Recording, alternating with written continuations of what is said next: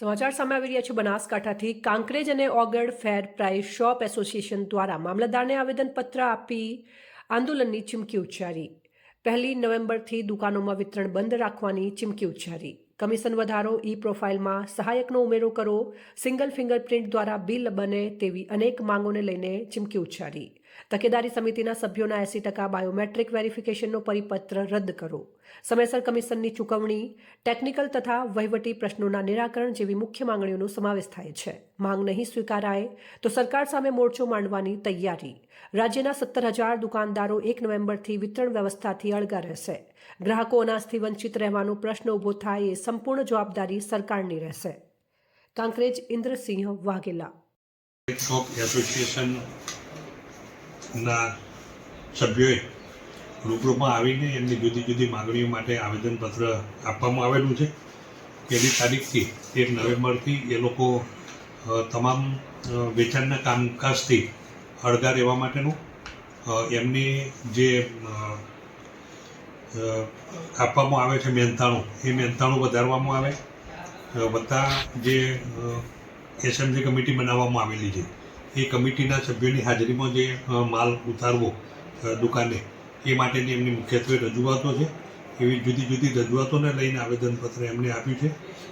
1 તારીખથી કામથી અળગા રહેવા માટેની પણ એમને રજૂઆત કરેલી છે કે 1 તારીખથી અમે ચલણ પણ જનરેટ નહીં કરીએ અને માલ પણ નહીં ઉતારીએ, એવું આવેદનપત્ર એ લોકોએ આપ્યું છે।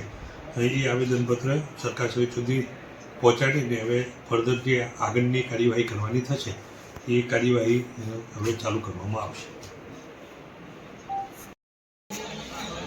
આજે અમે કાંકરેજ તાલુકાના સસ્તા અનાજના દુકાનદાર મિત્રો અને એસોસિએશનના પ્રતિનિધિઓ ઘણા સમયથી અમારી જે પડતર માગણીઓ છે અને ખાસ કરીને સરકાર દ્વારા જે અમાનવીય કાળા પરિપત્રો કરી અને દુકાનદારને ભીંસમાં લેવાનો જો પ્રયત્ન કરવામાં આવે છે એના વિરોધમાં અમે અસહકાર આંદોલન તરફ જઈ રહ્યા છીએ। એની જાણ ખાતર આજે અમે કાંકરેજ તાલુકા મથકે મામલતદારશ્રીને આવેદનપત્ર આપવા આવેલા છીએ।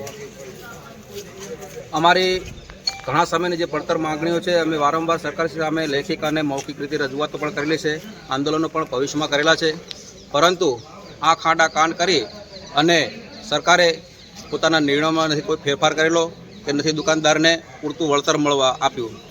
માટે અમારે ન છૂટકે આજે અસહકાર આંદોલન તરફ જવાનો ફરજ પડી છે। જ્યાં સુધી અમારી પડતર માગણીઓને સ્વીકારવામાં નહીં આવે ત્યાં સુધી અમે સંપૂર્ણપણે વિતરણ વ્યવસ્થાથી અળગા રહીશું। અમારે ખાસ કરીને અમારા જે મુખ્ય મુદ્દાઓ છે માગણીઓના મેન મુદ્દાઓ છે કમિશન, પૂરતું કમિશન, પોષણક્ષમ કમિશન બરાબર છે। ઘણા સમયથી અમને 20,000 રૂપિયા જે કમિશન મળતું હતું એ 20,000 રૂપિયા કમિશન વધારી અને અમારું કમિશન 40,000 રૂપિયા થાય એવી સરકારશ્રીને અમારી રજૂઆત છે। પછી બીજો અમારો મુદ્દો છે કે ઈ પ્રોફાઇલની અંદર સહાયક, અત્યારે જ્યારે પણ દુકાનદારને કોઈ કારણસર માંદગી હોય કે કોઈ સામાજિક કાર્યક્ષેત્રે બહાર જવું પડે ત્યારે એ સમય દરમિયાન દુકાનની અંદર દુકાનદારના અંગૂઠા વગર દુકાન ખુલતી નથી, વિતરણ થતું નથી અને વિતરણ વ્યવસ્થા બંધ રહે છે। એ સમય દરમિયાન દુકાનદારનો જે મેન દુકાનદાર છે એ બીજા દુકાનને ચાર્જમાં આપી દેવામાં આવે છે અને મેન દુકાનદારને પોતાનું કમિશન ગુમાવવું પડે છે અને આ બધી પરિસ્થિતિઓ સર્જાય છે। એટલે એક પણ જો એક સહાયક એની અંદર મૂકવામાં આવે તો એ સહાયકથી દુકાન પોતાની ચાલુ રહી શકે અને પોતાની આજીવિકા મેળવી શકે। આવા તો અમારા ઘણા બધા પડતર મુદ્દાઓ છે। સમયસર કમિશન નથી મળતું, પૂરતું કમિશન નથી મળતું, સમય કમિશન નથી મળતું, વિતરણ ઘટ જેવી અમારા અનેક મુદ્દાઓ છે। એ મુદ્દાઓને લઈ અને અમે સંપૂર્ણ અસહકાર આંદોલન તરફ જઈ રહ્યા છીએ। જ્યાં સુધી આ માગણીઓને સ્વીકારવામાં નહીં આવે ત્યાં સુધી અમારું આંદોલન ચાલુ રહેશે।